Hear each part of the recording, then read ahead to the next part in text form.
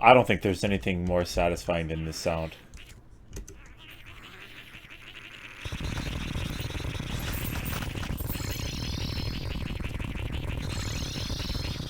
I mean, that's how you know you put in a good day's work. Alright, let me show you how to build this thing. Okay, so the nice thing about these boulder traps is not only do they do a lot of damage to enemies very reliably, they're also extremely simple to set up. So, I say this in every video I create, if you want an infinitely rolling boulder farm, you're going to have 200 boulder statues all going in one line, and that will create infinitely rolling boulders. Because what will happen is by the time that this last boulder statue by the time this last boulder from this boulder statue rolls all the way down and reaches this first one, the trap will have reactivated because 15 seconds will have passed, so the trap will reactivate.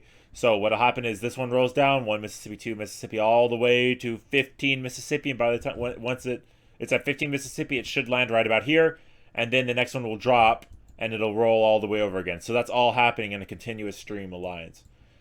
So that's pretty much just going to take a lot of hollowing out of your world and a lot of digging in one direction and then placing your boulder down.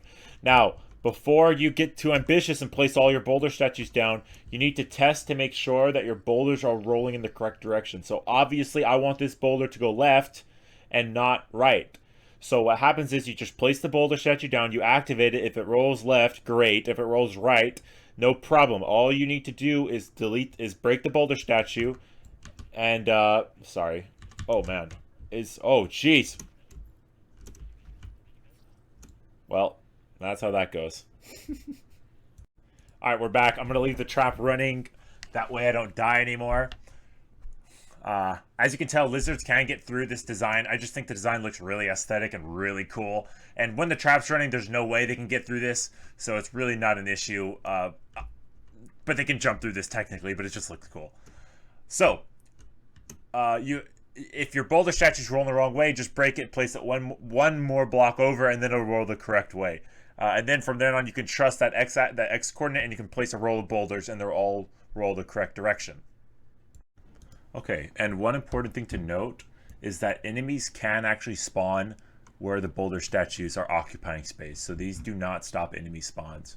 And because you have to force enemies to spawn inside your platforms and not in the boulder statues, you will need to place walls, as in the background walls here. You'll need to place them behind these statues, which will mean that you'll have to uproot some lizard walls to do that.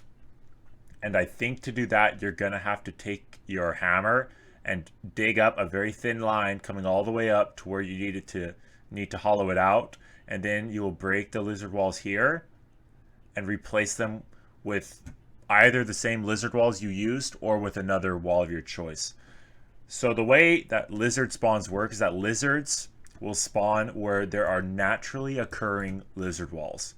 And because the lizard walls that you break and replace are not considered naturally occurring because you place them yourself, it will actually permanently stop lizards from spawning there. So that's why it's essential that you never accidentally break the lizard walls here.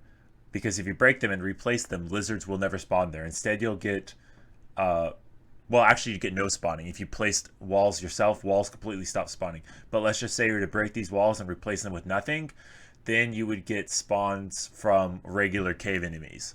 That can be useful if you want to have a partially a mimic farm. Alright, so I'd like to re-explain how the types of mobs that spawn relate to the type of wall that you are standing in front of. And of course, when I speak of walls, I'm speaking of these guys right here. The ones that you place in the background of the screen, okay? So that's what I mean when I say walls. So, mob spawns and type of mob spawns, meaning either temple spawns or cave spawns, are affected by not only the type of wall we stand in front of, which would be currently lizard walls that I've placed myself. That's an important detail. But they're also determined by the kind of walls that they spawn in front of as well. So because I'm spawning currently in a wall that I placed myself, in other words, not a naturally occurring lizard wall, I'm going to receive two types of spawns. I'm going to receive both cave spawns as well as lizard temple spawns. So as you can tell, because I have lizard walls here, these are naturally occurring lizard walls, they'll spawn some lizards. But because I'm standing here, which is not naturally occurring lizard walls, they'll spawn some bats and mimics as well. Should I move my character's position into down here, which is where I have purely naturally occurring lizard walls. In other words, these lizard walls I never broke, I never replaced them. I will receive only lizard spawns, right? So I just got a cute little lizard egg. Okay, so one important detail I forgot to mention. Whenever you have a farm that can also have mimics in it, you need to have some sort of trap that will automatically damage mimics. So in this case, I use a super dart trap to just fire one simple single dart along the bottom, and every once in a while that will hit a mimic, which will activate the mimic's aggro because it'll have taken damage, causing it to hop towards me, which will cause it to jump on a button and come into the trap. If you don't have these switches, you may get some mimic spawns, but the mimics will just hang out and will never move from their spot because they're not aggro. So all you got to do is damage them. It's real simple, but you got to do that anytime you have a mimic farm. A very important mechanic to understand for mob farms whenever you're building mob farms in the Lizard Temple dungeon or in the dungeon where you find Skeletron. Okay, because mob spawns are different and unique in these dungeons and they work differently. So let's just say I was in this the Skeletron dungeon. If I were to break out these walls and I were to break all of them, because I'm a crazy person, I would never ever get another Skeletron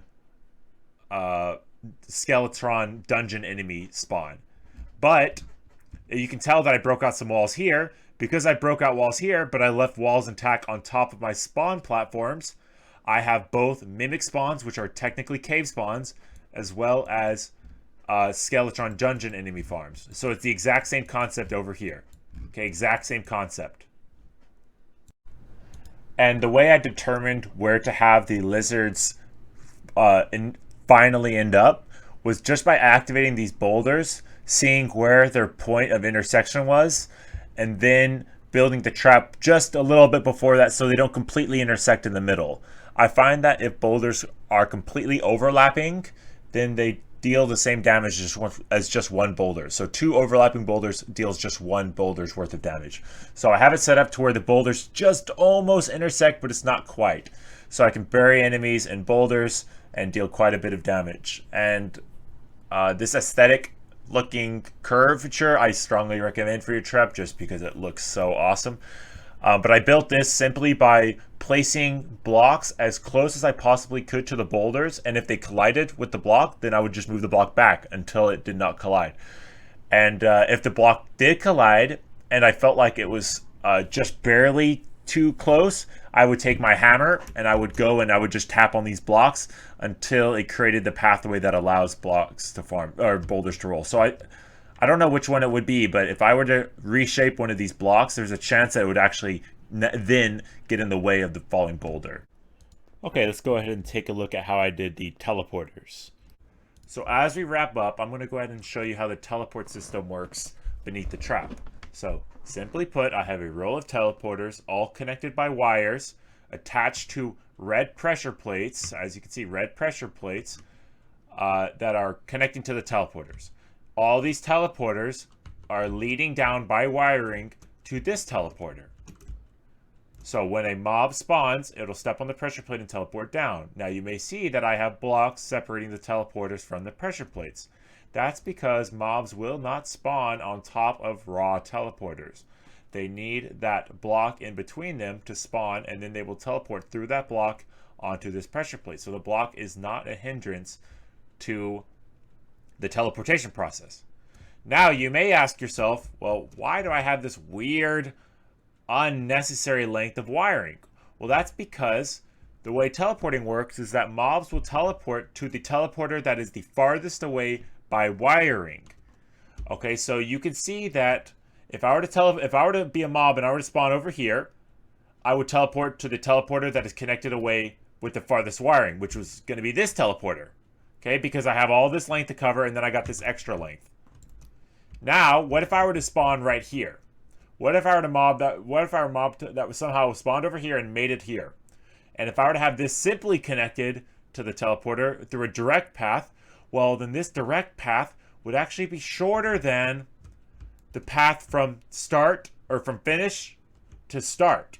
So if I were to make it all the way over here, I would actually be forced to teleport all the way back. And then from then I would spawn and hit another teleporter or another pressure pad, and then only then I would make it all the way here. But my teleportation system was breaking because mobs would get basically stuck here where they just teleport back and forth and back and forth and back and forth.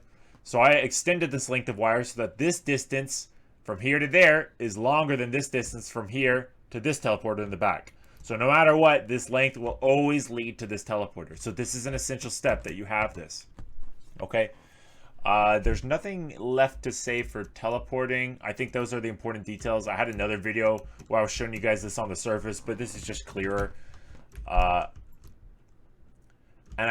honestly, I think that concludes the video. I don't think there's much left to say. Okay, enemies spawn, they're forced here, and then they're crushed by boulders. It's pretty simple. I'd like to thank you guys for watching. If you guys stuck it out for the entire 10, 11 minutes or whatever, that actually does mean quite a bit to me because I'm working hard on making these videos good. And I'm also new to this, so if I'm not explaining things just right, please go ahead and help me out. And if you're wondering what's happening when they're going back and forth, mobs are stepping on buttons, which are activating these teleporters and forcing them to spawn back in the platforms. That being said, when I have boulders rolling, it's not really an issue because they die before that really happens. But thanks for watching, guys. Have a nice day.